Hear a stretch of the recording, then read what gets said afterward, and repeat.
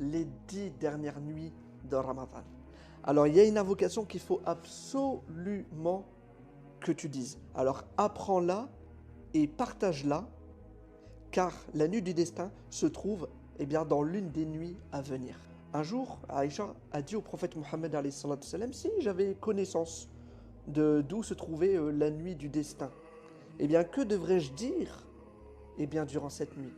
Et là, le prophète Mohammed alayhi salatu wassalam lui a répondu, dis Allahumma innaka afuwun tuhibbul afwa fa'fu anni. Oh Allah, tu es celui qui efface les péchés. Tu aimes effacer les péchés. Alors, Ya Rab, efface mes péchés. Et là, ce qui est important à mettre en évidence, c'est que tu ne demandes pas à Allah subhanahu wa ta'ala de te pardonner tes péchés. Tu demandes à Allah subhanahu wa ta'ala qu'il efface tes péchés. Le pardon implique que Allah subhanahu wa ta'ala, le jour des comptes, il va quand même te demander et te poser des questions par rapport aux manquements que tu as eus et aux péchés que tu as pu faire.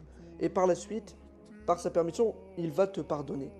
Mais le fait qu'Allah subhanahu wa ta'ala t'interroge sur les péchés que tu as fait dans cette vie, en soi, c'est déjà un châtiment. Mais là, tu demandes à Allah subhanahu wa ta'ala d'effacer. Ça veut dire quoi? Ça veut dire que le jour du jugement dernier, Allah subhanahu wa ta'ala ne te tiendra même pas compte bien, de ces péchés qu'il t'a effacés.